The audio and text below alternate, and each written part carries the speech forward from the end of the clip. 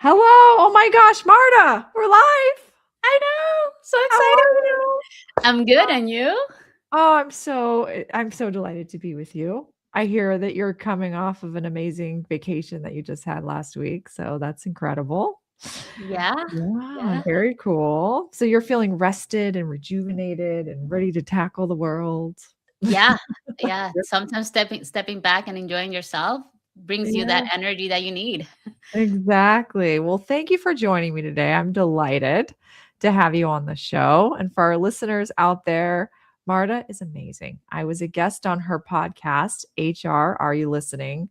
Man, it must have been, it feels like it wasn't that long ago, Marta, but I feel like it was. And it was such a riveting conversation that we had. And so I'm just so delighted to have you on the show. You're an HR expert talking to people today about benefits and employer benefits that often go unutilized, and specifically helping our listeners learn more about how they can try to tap into the benefits that are available to help fund the Moxie cohort.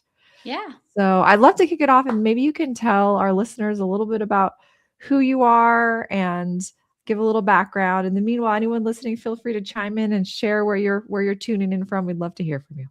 Mhm. Awesome. Well, thank you so much. I'm so excited to be here. It's an honor. Mhm. I think I want to start with my name is Marta Fernandez. Mhm. I was born in Costa Rica, but my family's in Nicaragua, so I have double nationality.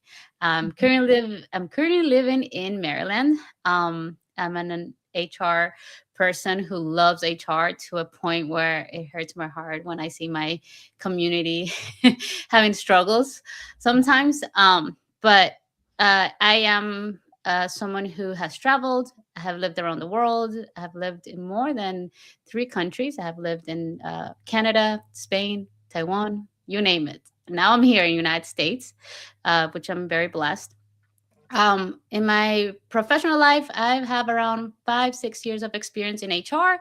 I have 2 masters. I have a master's in management and I have a master's in human resources management. So I'm very well educated. As you could see, I love continuous learning. Part of that is also sharing knowledge and sharing education and teaching people about things. And that is why I'm here.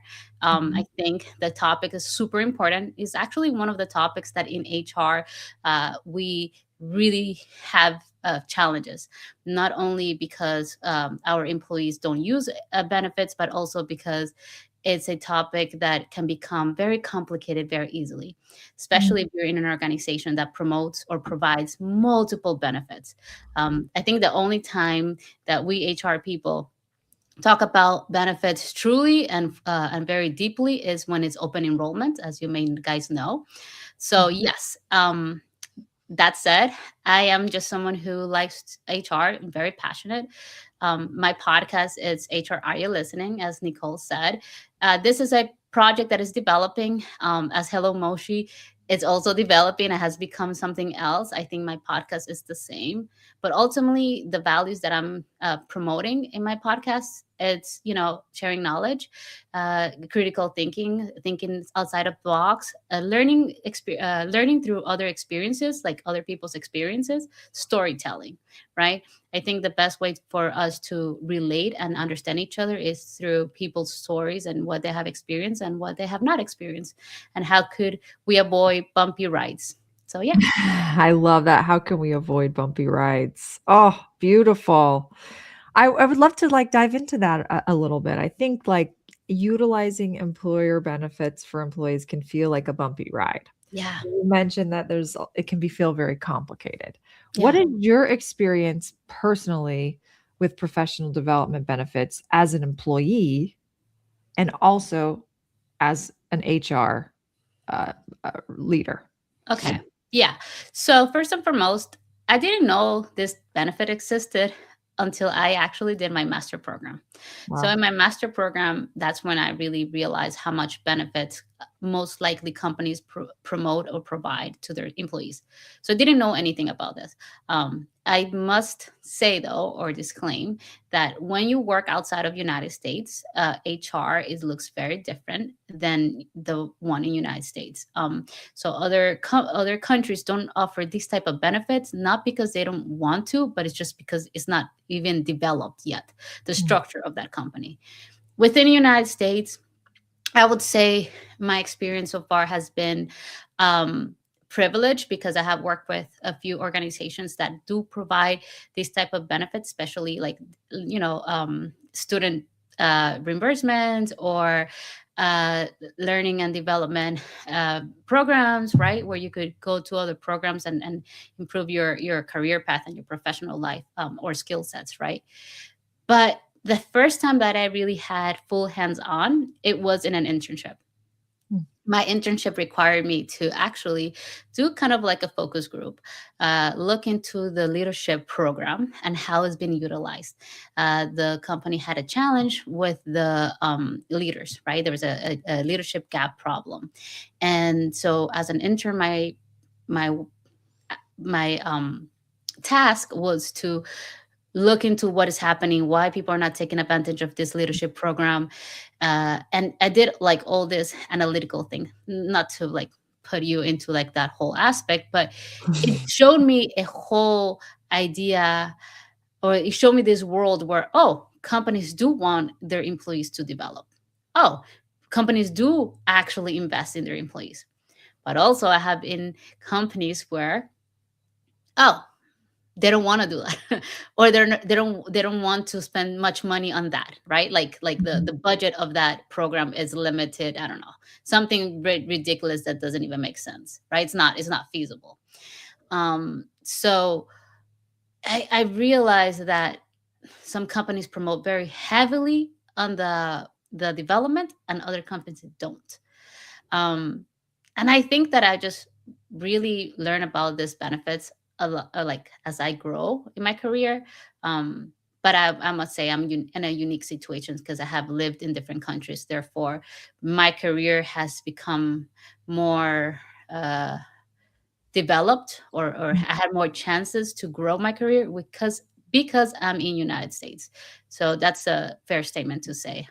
But regardless, it's something that is not spoken too much. And if it is, I think a lot of people don't know any better. Like Mm, it's not something that people in the companies, it's not that people take time. It's unless the company foster, like the internship company that I worked in, they foster development. They make it breathe. Like they actually said one of their values was hold yourself accountable of your career development. It's up to you to mm, make those decisions, not the company.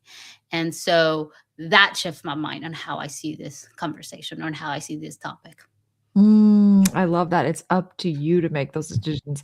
I mean, that shows, I mean, to be a leader is to be taking the initiative, to be Yeah, able to move forward and say, this is what I want for my career. In order to get there, I have the agency to, you know, yeah, actively seek out opportunities yeah, that are going to help me grow outside of my organization yeah, and be the one that's going to, take initiative. That shows significant leadership. I also yeah, thought it was interesting that you shared that, obviously, depending on the company, the benefits can vary, right? So learning and development benefits are going to vary depending on the culture of the company and the way that they've structured their benefits program, right. right? So I guess that leads to my next question is you mentioned that it can feel very complicated. Um, what would you advise for a woman who may be interested in the Moxie cohort, who's really looking to see if they can get their employer to sponsor it, or any sort of leadership and development program, and they don't know where to start? What would you advise? What would be the steps that you advise them to find out, uh, Yeah. and how to like decomplicate it, simplify the process? Well, um, so I have I'm just trying to I had like some bullet points that I want to mention, talk about this. Mhm. Yeah. Um, so first and foremost, I think this benefit itself, like reimbursement or leadership, programs or development programs, there's different names depending on the company, but they're all in the realms of the company supports their employee with fundings, financial fundings, for them to go and get some training or some program that helps them, boost their performance at work. Mhm. Ultimately that's what it is. It's like helping employees to develop their career path. There is always an exchange. Companies also want them to, hey, bring that knowledge that you're Mhm. getting to us and help us build this company better. So my answer to this question first is, as an HR, it always depends. It always depends on the employee. But there's three things that I would say that you need to consider. First and foremost, to make it simple, it's gather all the information of that program that you want to um, have, or you want to enroll, the one you want to participate, basically. So in this case, for Hello Moxie, you go to Hello Moxie, you look at their information and gather everything that you can, cost, timeline, what's the structure, the curriculum, all those little details. That's the most important thing, because that's probably the one thing that when your HR or your manager reviews, they were like, well, what's about this, right? So to simplify it, that's the one thing. Then the second thing is that you really want to show value or return on investment. Like, so how the program that you are gonna participate connects to the business challenge, or to your role, or to your your team goals or the department objectives. You need to make a connection. Just because the program sounds awesome to you, the company might not necessarily see any value, right? They need to see that there is a connection, that whatever you're going to be learning, it could be implemented to the company. So basically, it's like explaining how the skills that you have gained will improve your performance, your productivity, your employee engagement, your leadership. And ultimately, you really want to try to quantify those return on investment, right? The value, like how do you can quantify that, especially if you have someone who's a manager who's focused into, results based, right? Like he is like, show me the evidence. I don't care about this. Just what is it, the result, what I'm gonna gain from this. The last thing that I think is the most important, then I think that people tend to forget, but is crucial, it's the implementation plan. You must create an implementation plan. So just don't just do not just explain what's the program about, but also explain how you're going to apply it afterwards. Once you complete the program, how you're going to apply it, right? So some of the questions that you want to think about is, how will you use the new tools or the frameworks in your daily basis? How will the company benefit from the knowledge? Will you share the key takeaway with your team and departments? This shows not only accountability, but also shows that the manager have practical see the managers can also see the practicalness and the value within the program. And I think I want to add that this type of benefits also starts with you ensuring that you understand the benefit.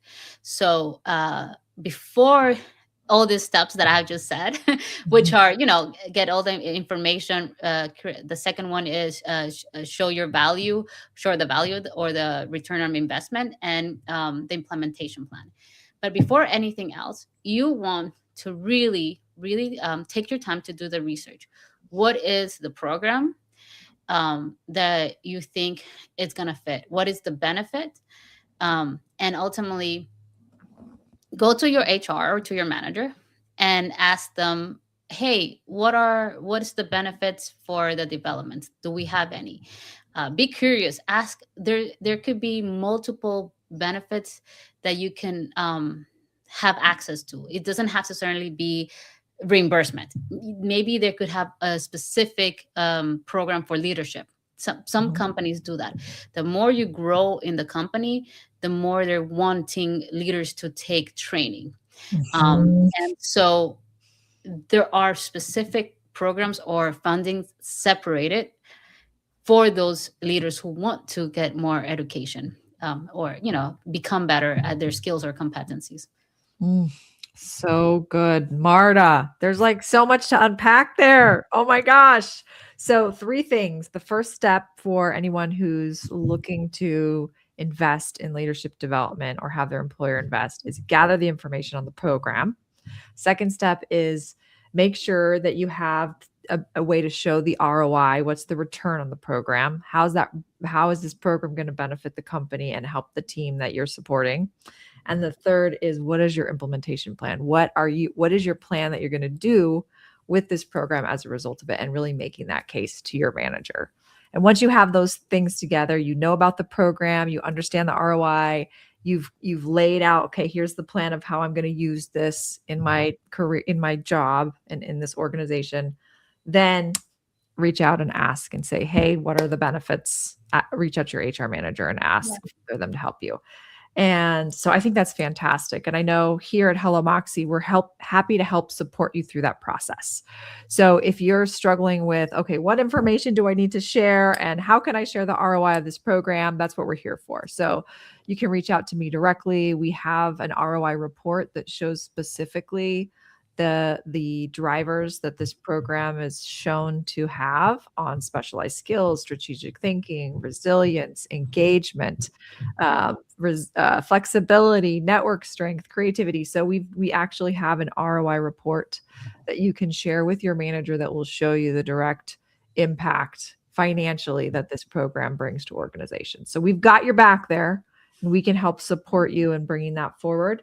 And if you need help putting together an implementation plan too, we're here to support you, because we want you to grow, we want you to succeed, and we want your employer also to be able to reap those benefits, right? So I think it's important for people to understand, I will say in my past history, when I was an employee for organizations before I founded Hello Moxie and was a business owner, there was often a hesitation that I had with reaching out initially, especially early in my career, and asking what was available to me.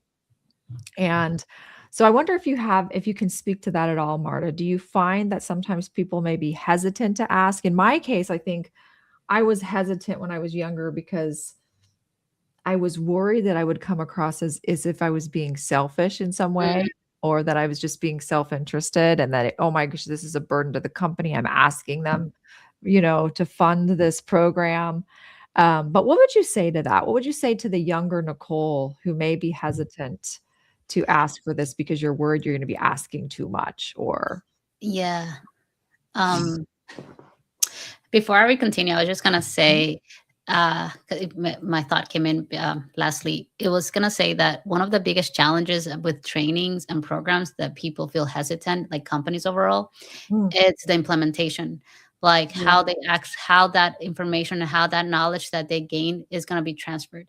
And I would say from the HR perspective, that is one of the biggest challenges. How the employee who went into this journey of training, they get the opportunity to really use that skills and not goes to waste. That is one of the biggest coming to this second question that you're asking right now, or third question, is that how people feel about, well, what's the point of me asking trainings if I'm not going to get the opportunity to actually use these new skill sets? Why, what's the point of me going for 6 months or whatever amount of training if the company's not giving me space, or I feel as though I'm not going to get the opportunity to, use them. So that is actually a fear. I just thought about it. While you were talking, because it's one of the reasons why people stop to not going to get those benefits, right? Like they feel already defeated because they think there's no space for them to actually use them or implement them. But that said, to your question, I think there's multiple factors. First and foremost, I think in general, whether it's women or male, these benefits are not necessarily well known or fully understood by the employee.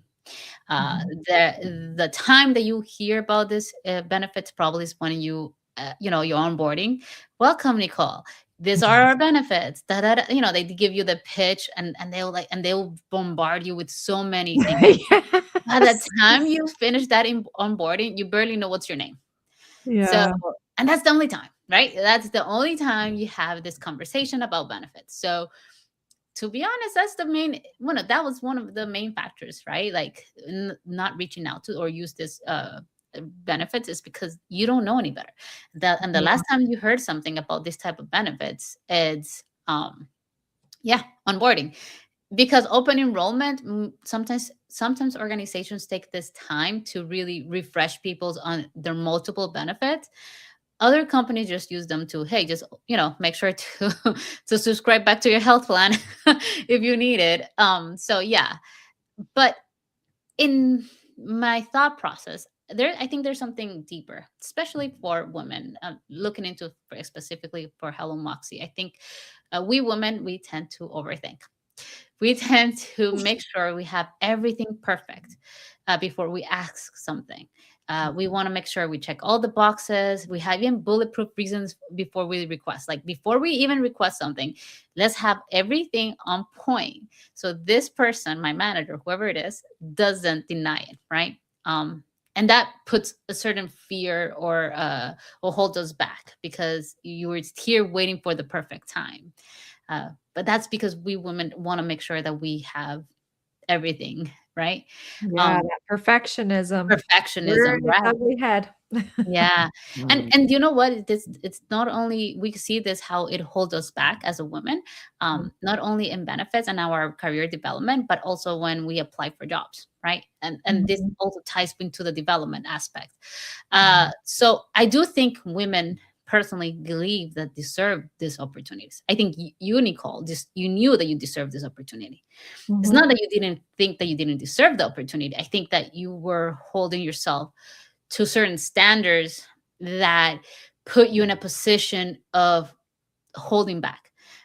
Not the fear of, well, I'm not capable, because you knew you're capable. Most of women know they're capable, but there are in the fear just gets to them, right? Yep. Especially if when it's time to ask for funding for like an investment, the cost.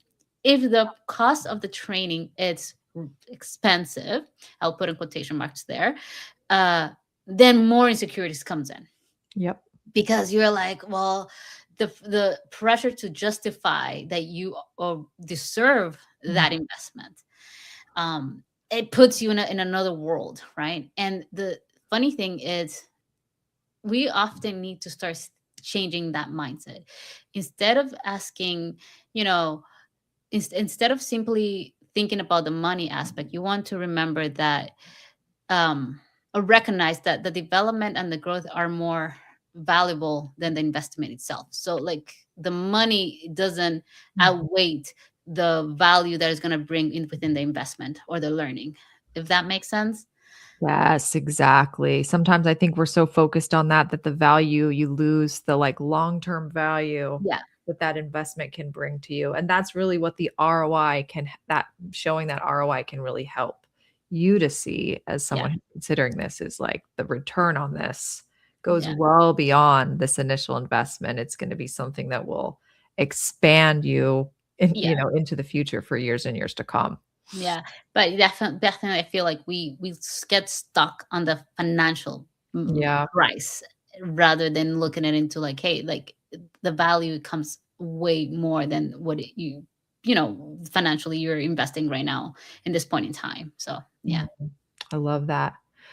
So, is there when we talk about value, I have a question about just from the perspective of an HR manager or even a manager internally that may be evaluating these, requests. What are some things that they value in the like what shows up as value to them in an implementation plan? What are they looking what are some key things that they want to be able to see in terms of the skills or the value that's going to come from that program? right. So I said in the first stage, you want to find connect the program that you're going to be taking and connect it to like a challenge that the company has. That's the first value that you need to have. How this program will help solve this particular problem in the company. It could be a leadership gap skills. It could be Mhm. efficiency. Well, and when we talk about leadership ultimately helps the company overall in the long term, right? It genuinely creates opportunities for employees. It enhances performance. Engagement, employee engagement goes up, productivity goes up, decision making is become better, and whatnot. So I think the first thing that any manager who is in evidence based, that who wants evidence rather than just don't tell me a kumbaya story how amazing my skill sets are going to be. um I mean, if you because I'll have to say this. A lot of times when people think about leadership's programs, or cohorts or like this, they think about soft skills. Mm-hmm. Like, oh, they're gonna learn how to communicate. Oh, they're gonna learn some framework on how to be. They think a lot of soft skills.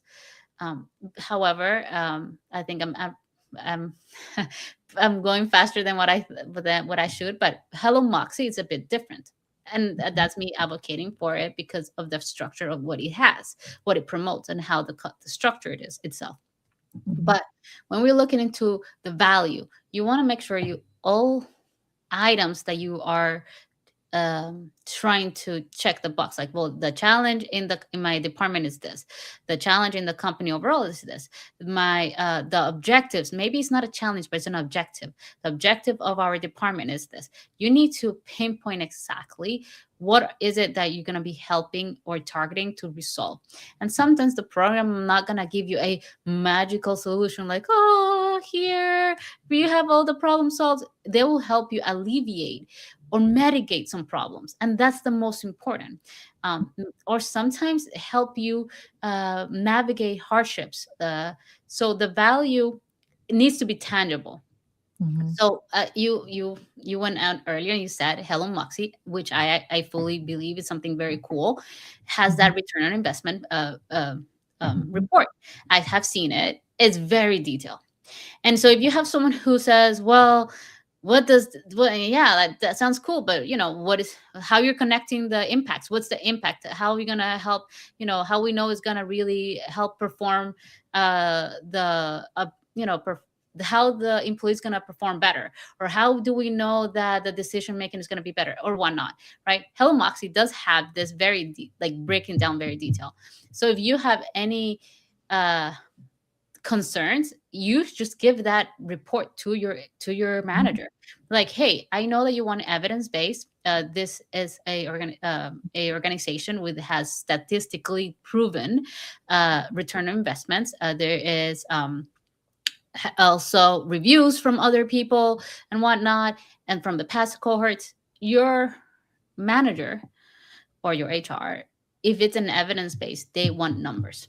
And of Mm-hmm. course, you would not be able to give those numbers because you have not experienced the program. Um, Yeah, that's true. Yeah. Yeah, that's true. I But yeah. mean, there's no way you could give them unless you're gonna make up some numbers. Yeah. But you could say, hey, so we have a problem with leadership communication. The Mhm. communication is affecting employees directions or expectations, which is actually happening. When leaders don't have a proper communication skills, expectations can become messy, Yeah. and which leads to multiple errors in the pipeline, when in the work processes, right? So you could always say, well, we have data from the company, from your company. I have data that my employees have hard times as meeting those expectations. It could be my fault, or it could be that it could be multiple factors, but one of the factors that I can control, this is where you, the leader, has holds themselves accountable. My control is that I can improve my leadership skills by improving my communications, right? The other one could be mentoring. So not all companies have mentoring programs, Right. um, but if you have an external mentoring program, it's proven, especially if they're in the same industry, right, or have the same career path as yours, uh, that it's tailored to your needs, to your personal behaviors, and to your personal styles, will help you significantly really improve your performance overall. Mhm.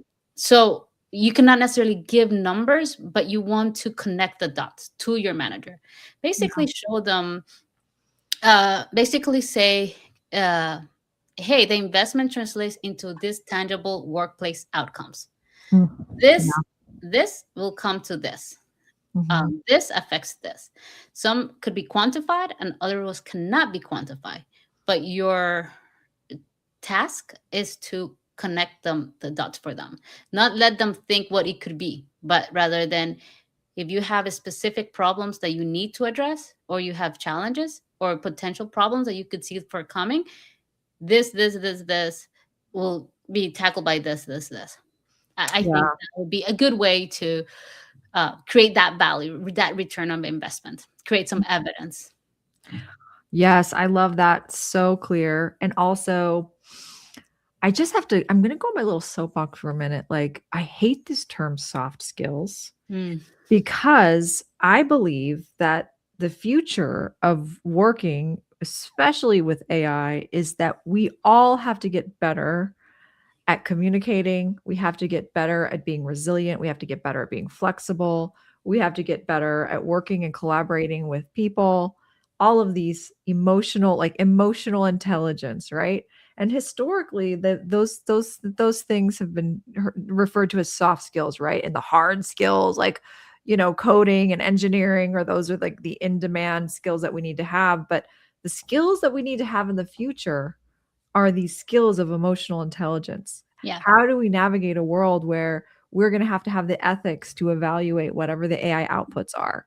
That having a strong ethical foundation is a huge skill that we need to develop, yeah, and having the ability to communicate cross functionally, even with AI agents properly, right? Like, so I think that, like, can we just like, I'm just going to go on my soapbox and say, like, soft skills be banned. Like, these are not soft. There's nothing soft about being an effective communicator. yeah, There's nothing soft about being flexible and agile and having to adjust. There's nothing soft about learning how to collaborate with people who think differently than you do. yeah. So, like, how can we, like, banish that and realize, like, these are, like, hard, critical skills that we need to be developing to be the leaders into the future, you I know? think, So, you know what's I just funny. had to get on my soapbox for a minute. So, yeah, anyway. No, you know what I was gonna say too. I agree with your statement. I think our my predecessors in HR, by people who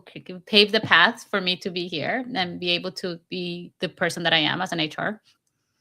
I think a lot of times people use certain words to categorize, and I think that's something we tend to do. Like we are habits to categorize things, right? The Yeah, hard it's skills and true. the soft skills, but in reality, the leadership skills that we are needing in the workplace, like the program that you are providing. Yes, there is a level of skills based Mhm. competencies. There's a level of mentorship, and there's a level of practicality, or some like um, framework, right, that we use to help us guide. Like, but these skills are have always been in the demand forever. Yeah. It just happens that before, our society and the company cultures and all this stuff was not as active as is now. Now, employees and leaders, the few people who are transforming the work environment, has realized that this soft skills, which is not really any different than the skills of learning how to use a computer. You could, yeah, it's a computers and literacy. It's different than a soft skill, but these skills that we're talking about, soft skills, are human skills. Human. Yes, human They skills. I are love that, Marta. Yes. they are normal within us. Yeah. Empathy, compassion, Yes. being able, yeah, optimism, Peter yeah, Peter resilience for Smith's chiming sure. in here. All these, Yeah, right?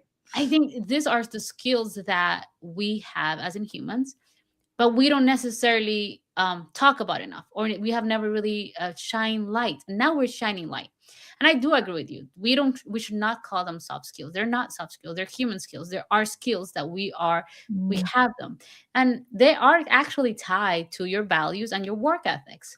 I would add that for sure. These skills are tied to those, and to be leaders for our future, for that everybody's future, you need to acknowledge that you need to be human, and you're going to make mistakes, and you're not perfect.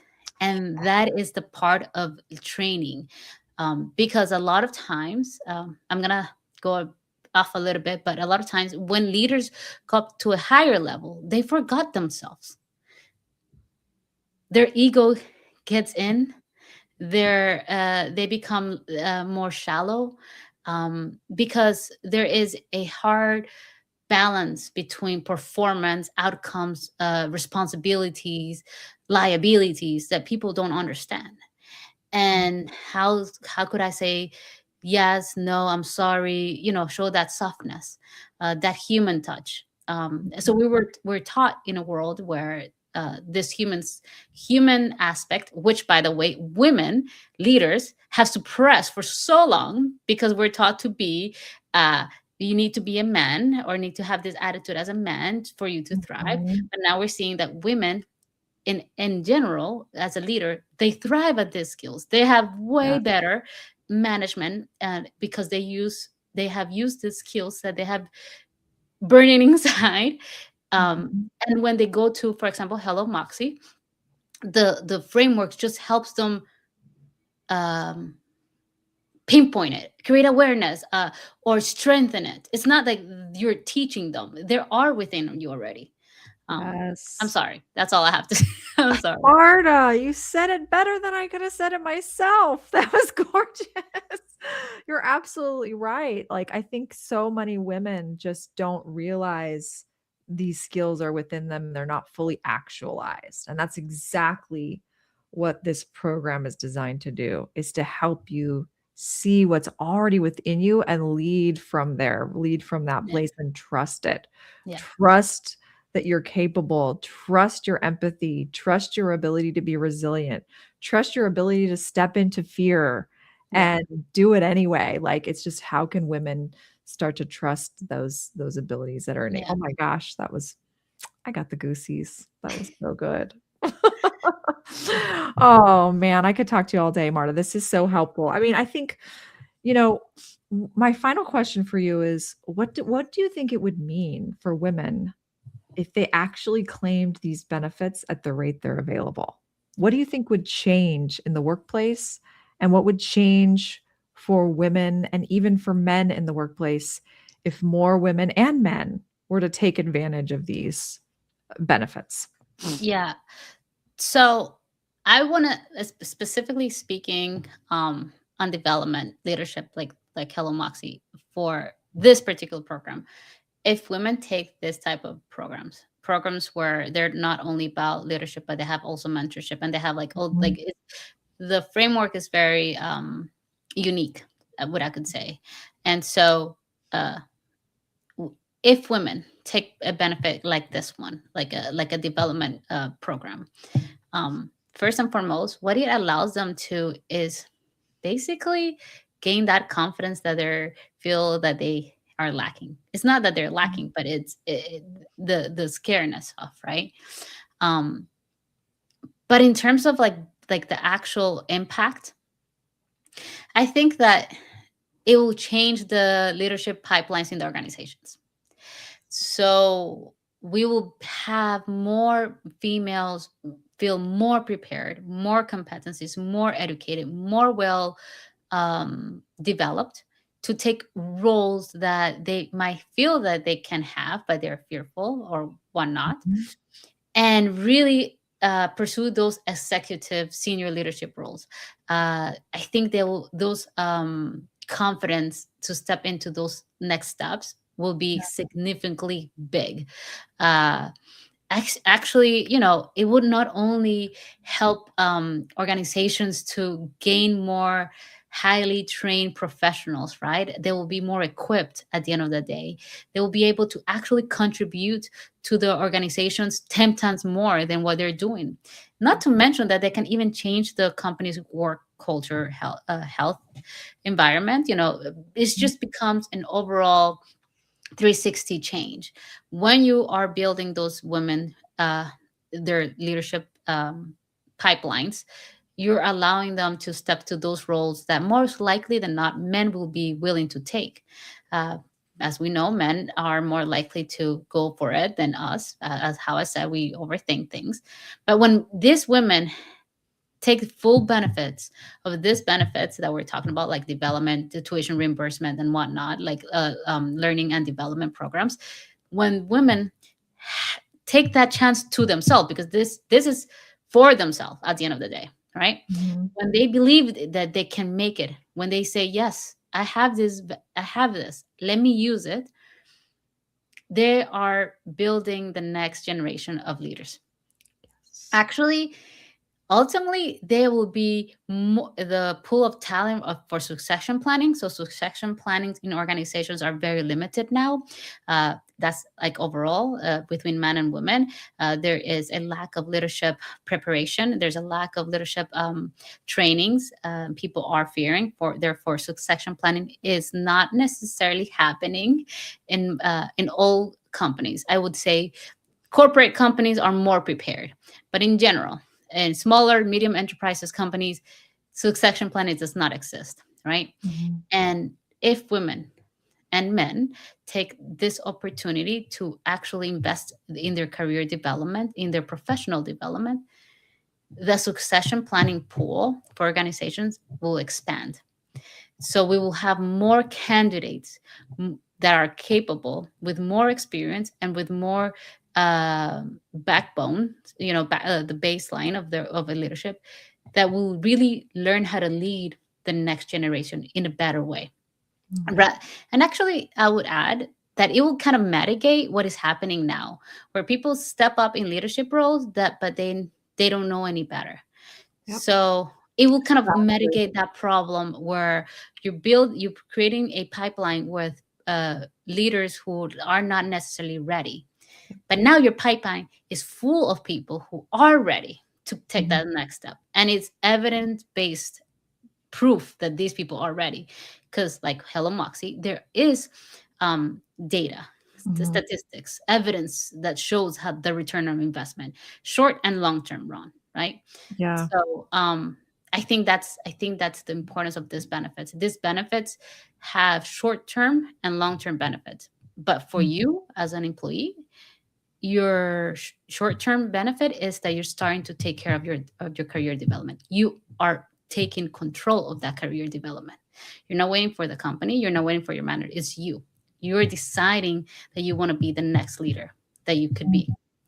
And for Mhm. the companies are willing to support you Mhm. because they need those leaders because they are lacking in their pipelines. Um, Yes. so that benefits are there for a reason.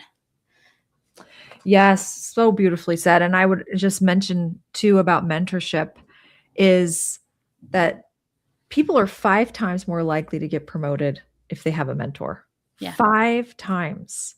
There is, like, real data behind this that shows that mentorship makes a huge impact on the leadership development, of people and their organizations. But the reality is most people don't have a formal mentor. And it's really hard sometimes for people to make that ask internally within their organizations. And there's also concern with like having a mentor internally because what if there's things that you want to share that you don't want, that are, Yeah. you're not comfortable. And so having someone on the outside who can mentor you and provide you kind of an outsider's perspective and be like a really true safe place for you is a huge, I think, Yeah. can be a huge benefit. I Yeah. I want to add that with benefits, uh, and this is a personal advice, recommendation for you guys. You need to have a communication with your managers about your career development, about your professional development. Share those initiatives those ideas that you have in your head, because Yeah. by the time you hit that date of, hey, I want to use my benefit for for this program, your employer or your manager or your HR would know already what you're looking for. Not all companies have this open communication about career development. Not all managers have the skill sets to actually have navigate this conversation, which is another story. But if you are sharing this information to someone in the company, by the time you say, hey, I have this cool program, it costs 10K, but the results are amazing. And you give, you do the whole shebang again, you give them the whole report, and you showcase your points. They're more likely to say, oh yeah, sure. It's not a no-brainer, because it was already seeing that you were wanting to be developing your professional careers. And the Mhm. other thing is, and I think I didn't touch about it, but it's timeline. This benefits depends on the company. Will have timelines. It could be the due date, like when you apply for this, because it could have a cutoff, the physical cutoff, right? Or it could be that these benefits have a long process of approval. Maybe your benefits will have to be approved by 4 or 5 people, right? Mhm. And so I have seen where people miss their benefit, the opportunity to participate in a program, because they're underestimating the timeline to Mm. approval. So um, my professional opinion on this and advice is that if you want to uh, go on a program and a training outside of your company, not only get those research, but you make sure that you have the right timeline.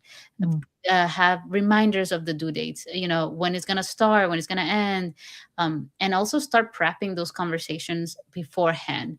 Just don't wait 3 months in. Like, if you could do it within a reasonable timeline, any hiccups, any concerns can be resolved without time.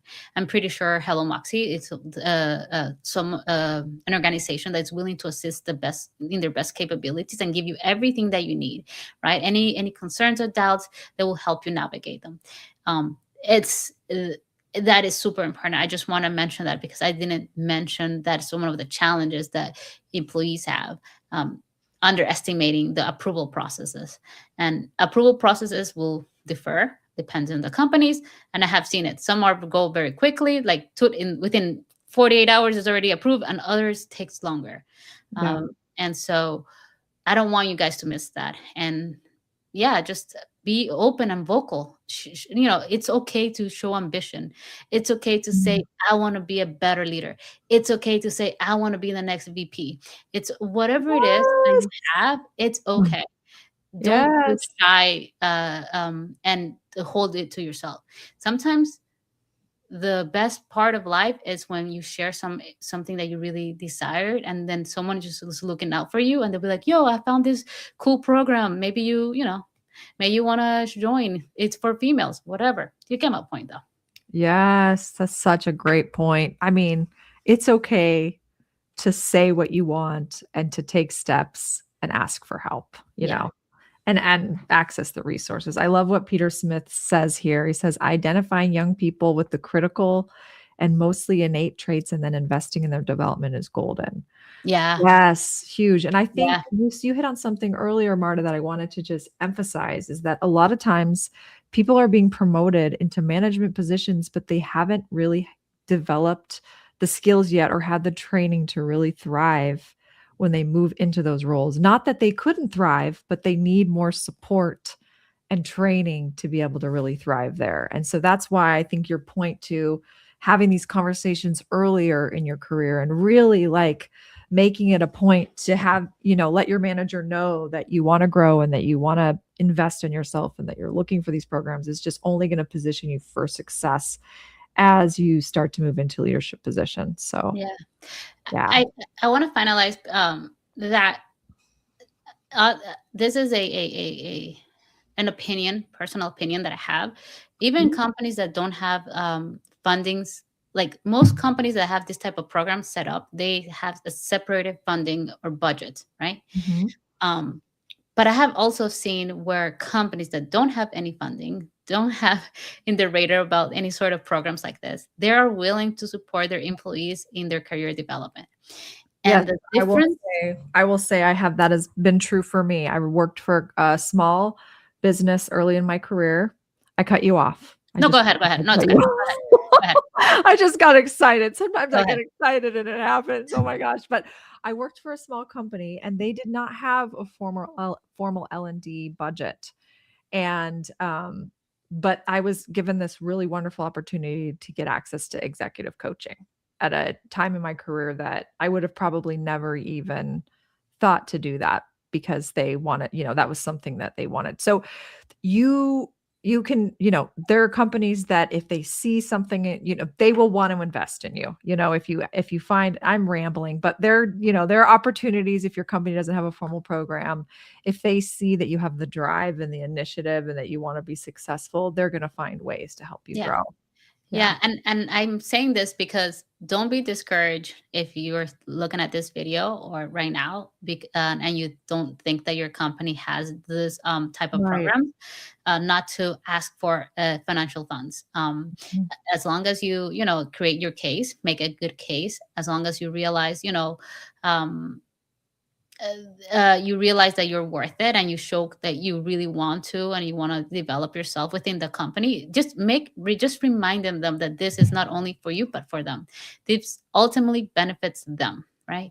Make that case, make that statement, and don't be discouraged to talk to your manager or to the owner or whoever you think is more feasible or suitable for these conversations. But don't let the company HR benefits limited you. Yes, HR maybe in that company is not fully developed or structured, and maybe they're trying to bring all these new programs, but maybe you could be the first one. Just saying. Maybe you could be the first one. Yes. Marta, I love that. You could be the first.